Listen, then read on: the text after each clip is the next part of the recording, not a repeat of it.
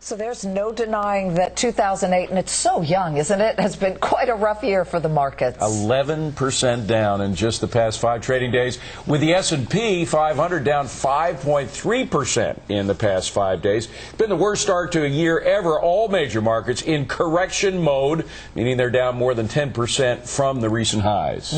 So where can investors find a little shelter from this storm? Our Fox panel is here to give us their safe haven ideas for you. We have independent trader Eric Bowling, Fox Business's own Liz McDonald, Joran Brook from the Ayn Rand Institute, and Peter Schiff, author of Crash Proof. Good to have all of you. I'm dying to know what the ideas are. Eric, you start. Where do I put my money in this atmosphere? Well, how many times have I been on here in the last few months? Quite a few. I'm going to bring it up again. People are probably tired of seeing it. Peter's not. But we still are making new all-time highs in gold, in silver this week, in some of the, not the industrial, the precious metals. Sure. Not the industrials, not the base, but the precious metals, because they have things like weak dollar, which Peter and I are going to get into later. They also have geopolitics involved. And as currencies, as people move into different currencies, they realize that the one currency that's going to retain value is gold and silver. ETFs? ETF, GLD is the ETF that anyone can trade. If you have a stock account, you go in, you go to your stockbroker and say, I want GLD, and basically what you're doing, you're buying a stock share of a fund that holds gold bullion. And you have some of that. And I have some of that, and I do. All right. Elizabeth, what if you don't want to go for the hard Yeah, what if you don't gold? want to go? You know, it does feel like the wheels are coming off the stock market, but there are some, stocks you may want to take a look at. You look at the oil services sector, and the oil drillers up 45% last year. I'm looking at Weatherford International. They're a great play in the Caspian Sea, the Middle East.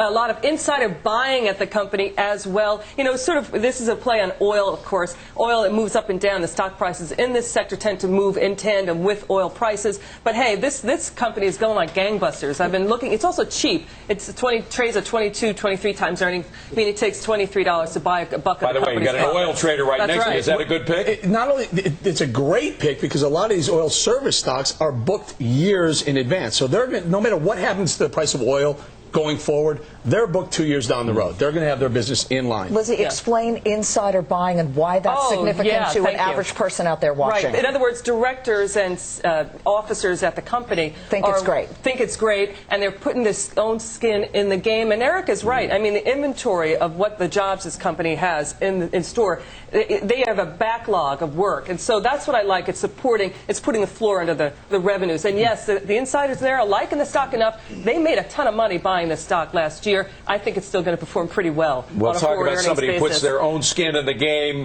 Peter, you not only advocate gold, you put a lot of your own money into gold. What else are you putting money in? Well, yeah, the other safe haven that I've been helping my clients is to accumulate non-U.S. dollar assets. You want to own companies outside the United States that earn their revenues outside the United States, that have very little to do with our economy and have everything to do with the growing wealth and rising standard of living of the rest of the world. But, I think it's important to point out when it comes to safe havens that what a lot of people think of as a safe haven, treasury bonds, muni bonds, CDs, none of those assets are safe. The U.S. dollar is going to lose a substantial amount of its value. So tell us what is safe. What do you like? Well, yeah, but anybody that's in those assets is going to take a huge loss in purchasing power. So you got to look outside the United States. You got to buy, Eric already talked about gold. You can buy gold bullion. You can buy silver, other commodities. And if you want to buy bonds, you can buy them. But buy them in Germany, buy them in Australia, buy them in Canada, buy them in Switzerland, or don't buy them in America. And I prefer equities. I like, I buy a lot of utilities, a lot of refineries, a lot of pipelines, a lot of agricultural companies, farms, all sorts of income-generating assets. I'm able to get for my clients, 7-8% dividend yields on conservative portfolios of foreign stocks. And so the short-term volatility doesn't bother you when you're getting significant income from your assets, especially when that income is in currencies that are rising as the dollar falls. All right, Joran, what do you say? Well, I'm not a stock picker, as you know, but I worry a little bit about gold and some of these other assets. If you were sitting in 1980, gold at 800 plus, it looked like a good investment then. Inflation was high. No, it didn't. I'm afraid gold. It's already. Inflation is already priced in. It might not be. It might go to 1,000. It might go to 1,200. But I think there's real risk in buying gold. Remember, gold started in 1970 at $35 an ounce. The fact that it was at 800 at the end of that reign, that was a tip of the bubble. Buying gold at 800 in 1990 was like buying the NASDAQ at 5,000 and 2,000. We are still early in this game. Hold on, Eric, go ahead. Well, that's the question. The question is, are we early in the game or aren't we? Yes, Eric, go ahead.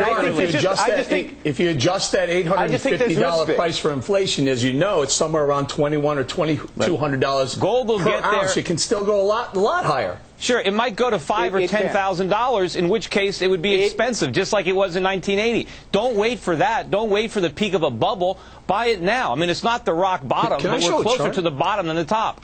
These guys put together a chart for me. This is fantastic. This is a chart, and Peter, you'll appreciate this as well. This is gold in euro terms. So not only has it appreciated because of the dollar weakness, it's appreciating against every other currency. One of the strongest currencies in the world is the euro. Look at the gold. I mean, and that chart just shows where it stopped recently. Because all governments are creating inflation. So if you want to protect yourself from inflation, you buy gold. Hold on, you're missing a backstory. I think Eric is right. A lot of middle-class people, the growing middle class in India and China means that these people are buying jewelry. You can't discount the fact it is so. You're absolutely right. Growth of gold prices in India alone. I mean, that's putting a nice floor under the gold price. And Eric is absolutely right. It's way off its inflation-adjusted highs. I think it's north of 2,300. So yeah, I in fact like gold, and I made a killing of this little gold fund. Let me ask Peter this question. Peter, the price of gold really spiked solidly above 800 after the death of Benazir Bhutto. That clearly had some effect because a lot of Asians, particularly in Pakistan and India, prefer gold as a hedge against uncertainty. Look, that's just noise. It's a bull market. It's going to go up. You guys can try to find reasons to explain any kind of daily move. But basically what's happening... This wasn't a daily move. This was the week after Benazir Bhutto was assassinated. It went up way above 800.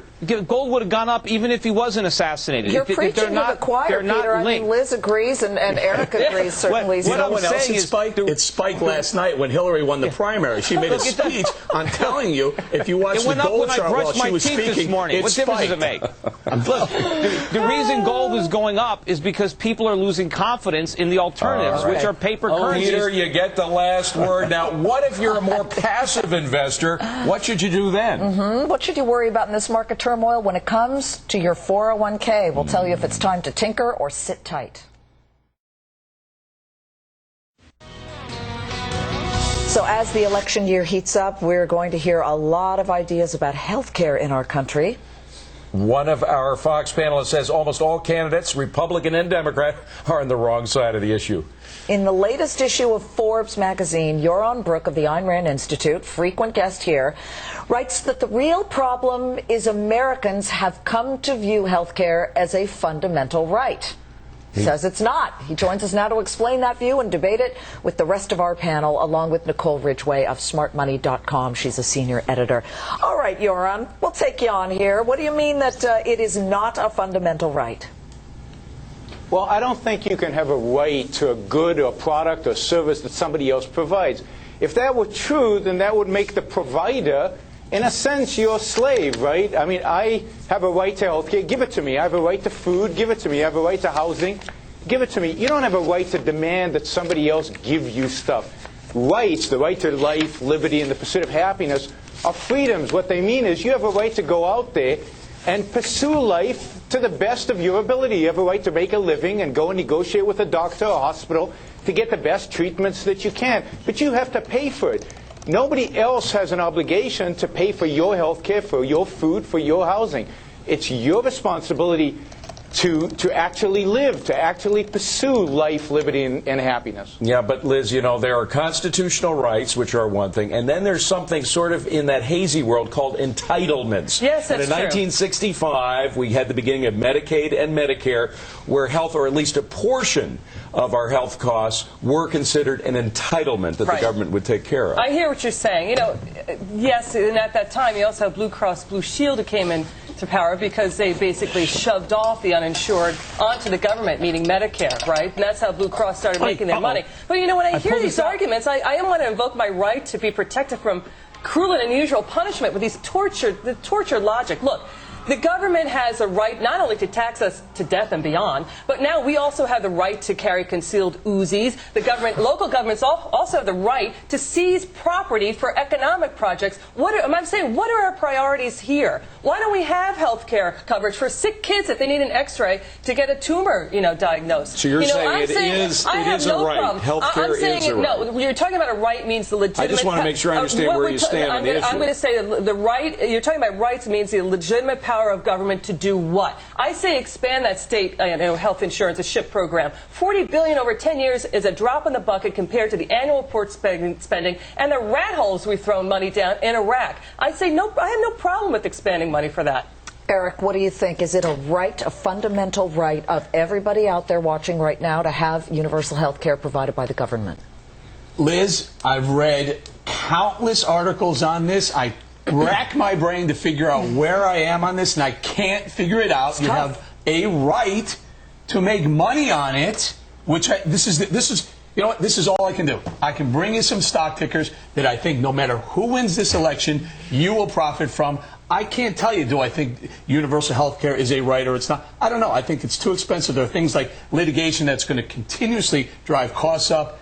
But that being said, if you own things like Merck, if you own things like Stryker, the population is aging. They're buying orthopedics. They're buying analgesics. Is that right? Analgesics. They're buying things, and that's going to continue. Some now too. Doesn't matter if it's Hillary. Doesn't matter if it's McCain. It doesn't matter who it is. They're going to continue to buy. And that's the only right I can really claim. Stryker makes a lot of the hospital beds. If you've ever been in a hospital and they go up and down, Stryker makes that equipment. Yeah. All right. So Eric brings us back to how you make money on all of this. But Yoran, here's what I worry about, and it would seem to fall on your side of it. When you make it universal and you get the government involved, you kill the quality sometimes. And my father was a surgeon, and he felt that like the insurance companies getting involved killed the quality of a lot of medical health care out there.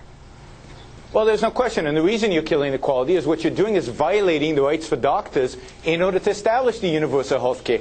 You're capping how much profit they can make. And we have a right to make a profit. And by defending that right to make a profit, what are we doing? We're improving quality. You increase competition. You improve quality of service. You'll see costs go down, not costs go up. The more we apply capitalism in the free market to healthcare, just like any other industry, the higher the quality, the lower the costs will be. You know, we have cheaper food today and more food today because the government stayed out of the food industry.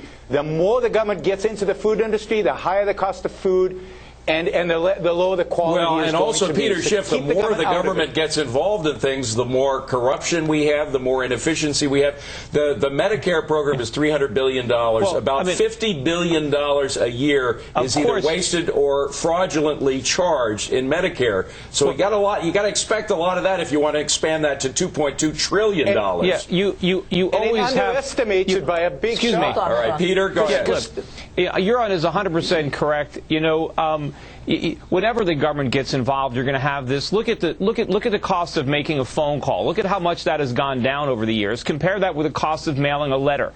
Anything the government does is inefficient. You know, back before we had Medicare, doctors actually made house calls. You can't get that kind of service anymore. And my father used to tell me the story when they first had Medicare, and he had to help his mother figure it out. All of a sudden, her doctor bills went through the roof because the minute Medicare was involved, doctors started charging a lot more money. And the same thing with education. I mean, we can't afford to go to college. You can't afford medical care because the government is involved in those industries, driving up prices and not letting the free market drive them down. Liz, how do you make it work if the government were to help out people who can't help themselves? Let's be compassionate here. That's a great question. And look, I'm not saying, look, you see how the government runs the Department of Motor Vehicle. We think that the government's going to do a good job taking care of health care. But you guys, you think that the private sector is going like gangbusters, doing a good job of it? Look at the corruption in the insurance industry. Look how much inflation it costs. Liz, it's a terrible system, but it's a lot better than the alternative. I'm agreeing with that. I'm saying there's a middle ground to be found. Go ahead.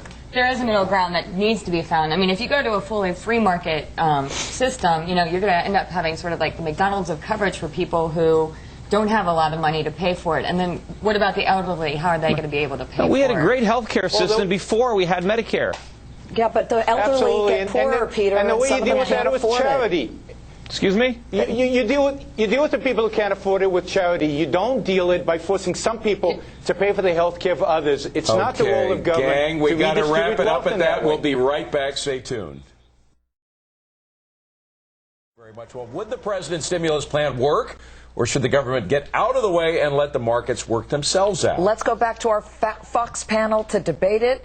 Nicole Ridgway, should the government get involved and get this kind of economic stimulus package going, or just leave it all to the markets? I think that they're going to have to do something to just get things going. You know, I would want them to be a little bit careful about the interest rate cuts, not cutting too much. I don't think it's going to have that much more of an impact than we've already had. But giving the tax rebates may stimulate a little bit of the economy, but it's not going to be the long-term fix. You know, it's going to have to happen on the Wall Street end of things. Eric, we've been down the rebate road before with President Ford. We had one from President Bush in 2001, which really didn't stimulate much. It was the 2003 tax cuts that really did the stimulation. So do these things work at all? They do, but they're very short-lived. I mean, you give people the ability to spend quickly, and they spend. And what it does is kind of puts a floor in the consumer stocks, and the market kind of holds for a while. Longer term, they don't really work. What really works is cutting taxes. Like you said, the Bush tax cuts are what stimulated growth, and the growth in the markets and the growth in the economy is what stimulated the consumer to go ahead and spend like crazy.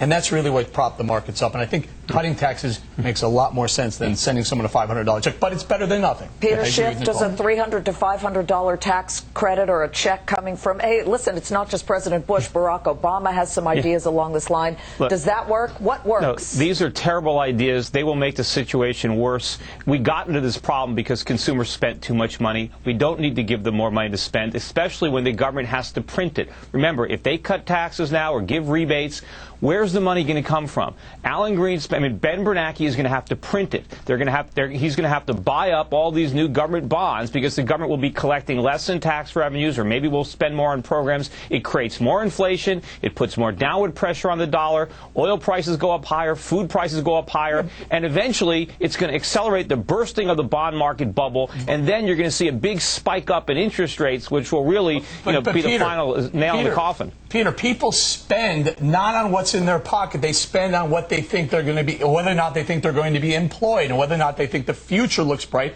And right now, yeah, that was a bad number. However, we're still 95% employed. We're still fully employed, and people will continue to spend. But that's part of the problem, Eric. We don't want people to spend money. We have to save money. We're spending too much. That's how we got into this mess. Well, listen, the international consumer can take over. If we slow down in spending, all the Asians with those really, really strong currencies and all those euros with those very good Europeans with strong euros will spend, and they'll spend here, and they'll prop I up agree. our market. Foreigners are rich. They can spend. Americans are broke. We can't. They can start enjoying their wealth. We have to start suffering. We're not quite at poverty. the point where we just have to rely on foreigners coming in and spending money here, are we?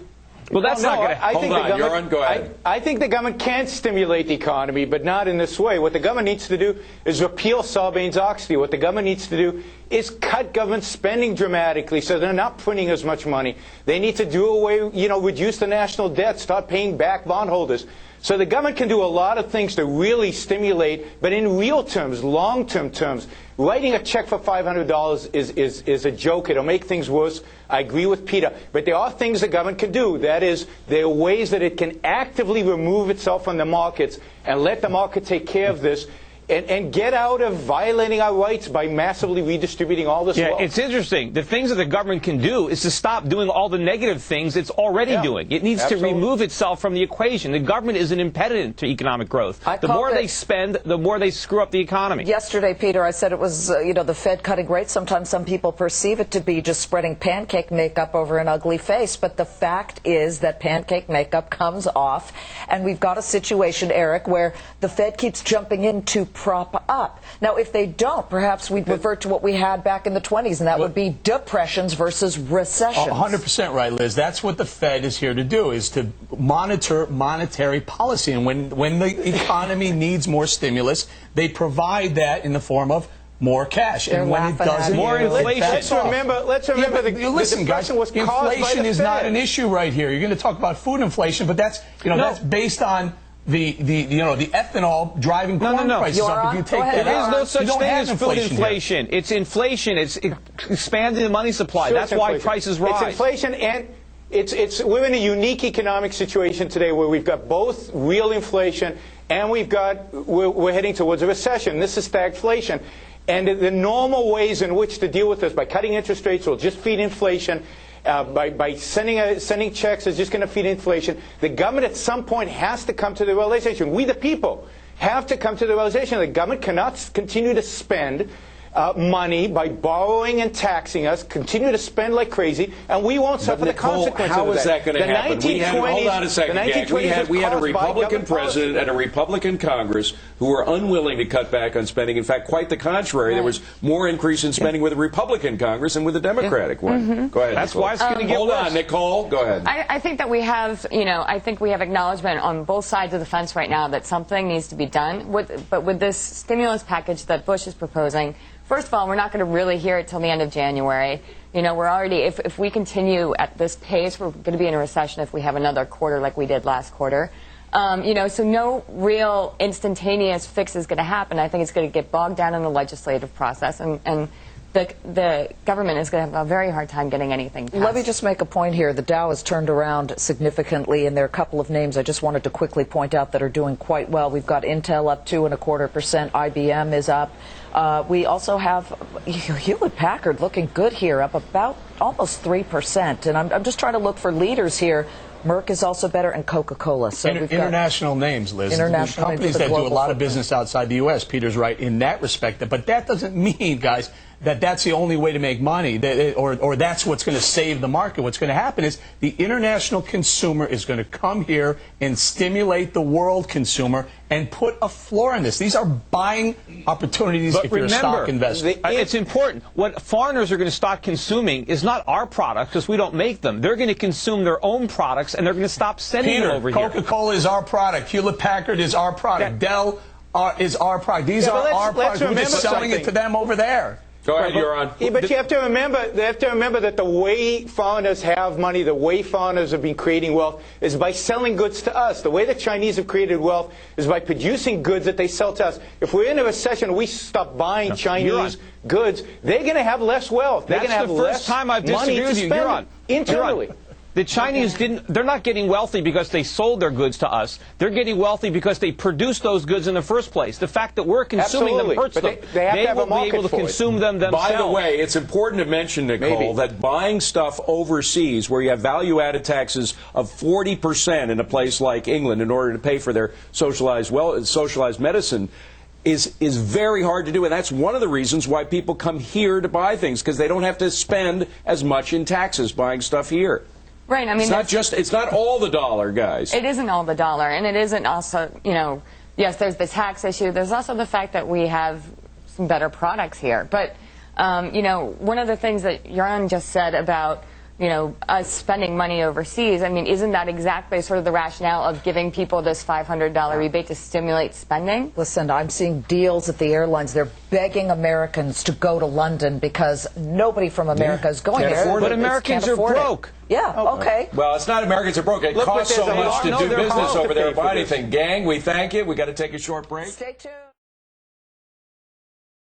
So, as he mentioned, Goldman Sachs, add them to the doom and gloom crowd predicting a recession. Yeah, they said it's either that we're already in the beginnings of a recession, which is 2 down quarters, or we're going to be there soon. Now, they suggested if we go into a recession, that it's going to be a relatively mild one, 3 quarters. And again, this is just a prediction. There are other people, as you mentioned, David Malpass from Bear Stearns, who said it's going to be bad, but it's not going to be so bad as a recession. Yeah, he said that we would skirt a recession. So Bear Stearns has a different opinion than Goldman Sachs. Doesn't surprise us, though. But, okay, one of the economic calamities that Goldman Sachs predicts includes a 6.5% unemployment number by the year 2009. Now, that would be pretty serious. It would. Of course, they also see the Fed slashing rates to 2.5%, which would benefit Goldman Sachs. Are the company's predictions prophetic or self-serving? Let's ask our panel. Eric, I'm shocked to even suggest that they would think of serving themselves in these predictions. Listen, the smartest guys on the street, it really worries me that they would predict a recession. I don't think we're going to have a recession. We're in a presidential cycle. The Fed is lowering rates. They'll continue to lower rates. And typically, we don't go into a recession during the low. It helps us when we're already in a recession to come out of one when rates are lowered. We don't go into it with lowering rates. I think we're going to be okay. I don't see a 6.5% unemployment number. By the way, I think that number, that 5.1% from the last report, will come down. I think that'll be revised. I think that we're going to get under 5% again. And by the way, guys, I think Bernanke is going to come and make a surprise rate cut, and I think that's what you're seeing in the stock market today. Peter's going to hate that. Peter. Well, first of all, you know, Goldman doesn't always get it right. In mid-December, they said that the best investment for 2008 was going to be shorting gold stocks, and that's probably the worst investment so far in 2008, being short gold stocks. 2008 ain't over yet. Yeah, well, I know, but we'll see. But as far as the recession, I think they still have it wrong. They say the recession is going to be mild and over by the end of the year. They are completely off the mark. This recession is going to go on for years, and it's going to be the most severe recession we've ever lived through. Well, by the way, Peter, we are saving this tape. You realize that. We're going to play this tape back. By the way, you can replay Peter. Peter's been saying this for the last 10 years. If you want to look at what I've been saying, go to YouTube, look at my clips. I put my clips and my accuracy for 3 years up against anybody. Okay, Nicole. Go look at them. Can we the go record to is unemployment clear. for the moment? Eric believes that things will be okay, but here's my concern. So much of the market is psychological. You'd agree with that, Eric. When they start to hear these reports from Goldman Sachs, then big CEOs start laying people off or simply shutting down on hiring. You saw the monster employment index was extremely low this time around. This gives us an indication of employment, and it just makes me wonder if it's not all psychological, and that is alone enough to slow things down when it comes to hiring. I mean, I'm not as optimistic as Eric is. I would like to be as optimistic as Eric is, but I'm not. I think that you know, there is the psychological impact, and there are some real numbers out there that show that companies are going to do what they can to sort of batten down the hatches and keep costs low. You know, I mean, you can see that already in marketing and advertising spending, one of the first things to get cut from companies, and also in hiring. So, yeah, you know, I mean, I don't know if it's going to hit that 6.5%. That does seem rather drastic and dire, but, you know. Dire? Put a 1 in front of the 6. That's dire. 16. By the way, Eric, you threw something out. I don't want to let it pass before examining it a little more closely. What makes you think that we're going to have a pre-meeting rate cut? Well, I think Bernanke realizes he has to do something. These numbers aren't great. Is there any information? Is that the word on the street? I think when a market trades the way it did today, where you see a big washout and you see some technical numbers getting taken out on the downside, typically you see follow-through. When it reverses itself like that, usually there's an impetus, and maybe it's some sort of, you know, Wall Street people talking about potential, but this has been passed around for a while. This isn't new, and I really think... I think there's more to this than just a rumor. Joran, we just heard from Charles Plosser the other day, one of the voting members of the Fed, who said, you know what, I'm way more worried about inflation right now. I mean, you start hearing from people like that, and you begin to wonder if there's that much dissension among all of the members of the Fed, will we see an intraday meeting cut? Intra-meeting cut, I wouldn't be surprised. I wouldn't be surprised. I think we're going to see Fed cut aggressively. I think we're going to see them cut aggressively because inflation, in their mind at least, is still a distant threat, and the actual pain right now is the pain of a likely recession. So I think they'll buy the short term, in a sense, by trying to avoid a recession. I don't think they'll be successful, but they'll try that. And, you know, we'll pay for it with significantly even higher inflation than we have right now down the road. But I expect the Fed... It's a short-term thing, but I expect the Fed to cut interest rates. Peter, I know you want to get in, but I want to go to Nicole for a second, because Goldman Sachs also said, almost as a postscript, despite our near-term concerns of a recession, we're quite optimistic about the economy's longer-term prospects. So they see brighter times ahead. Yeah, I mean, you know, I think Goldman Sachs made it very clear that they don't see this as some kind of prolonged event that's going to, you know, kind of paralyze the economy over the next couple years or 3 years. And going back to the idea of it being self-serving for Goldman Sachs, I mean, they are a bank. I hope it's self-serving. It should be. You know, of course they're going to do things that are self-serving. I mean, they are trying to make a profit, and they are smart people, and they're doing their research, and, you know, they're going to back it up with whatever. Eric, we're hearing from people who are emailing the show saying we're in a bear market, and we should just stop trying to act like we're not. Well, we're in a housing recession. We're in an auto recession. But we're certainly not in a market recession, and we're not in a bear market right now. Buy this dip. Just go in there, and if you're in the guy who the dip, by the way, has gone the other way. The market is up 124. We'll be right back.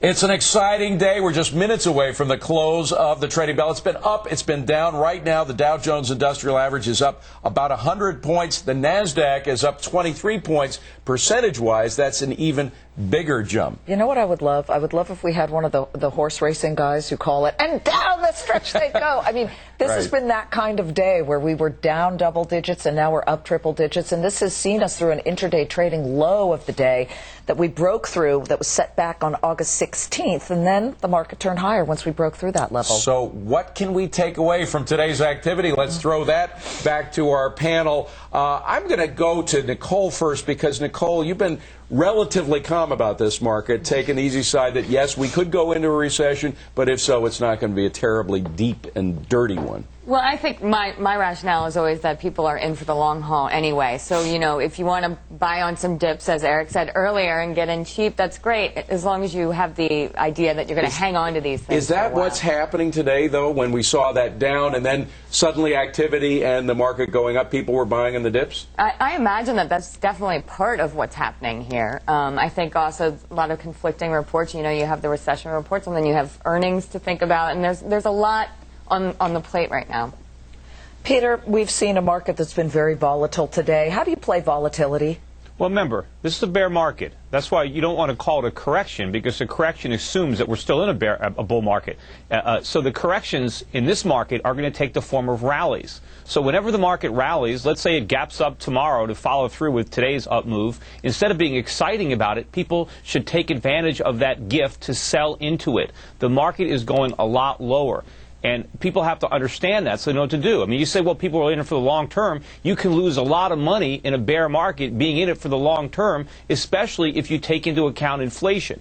You know, the bear market that lasted throughout the 1970s was brutal. In 1966, the Dow was 1,000. In 1980, it was still 1,000, but the consumer price index more than tripled during that time period. People lost a fortune waiting out that bear market. Don't make that mistake this time. But, Eric, during the 1970s, we had some antiquated economic policies in place. We've changed things around quite a bit. We've had a tremendous increase. Hold on a second, Peter. We've had a tremendous increase in productivity. That is, the whole computer revolution has happened since then, so it's become a lot cheaper and quicker to make things than it used to be. So hasn't the situation improved since then? Yes, we're more productive, we're more employed, and we have a Fed that's vigilant on inflation and freeing the system up, allowing the system to work. And they inject funds when they need to, and they take them out when they're able to, and the system works. And by the way, Peter, I remember you telling me we were in a bear market a long time ago, several thousand Dow points ago. We have been. Look.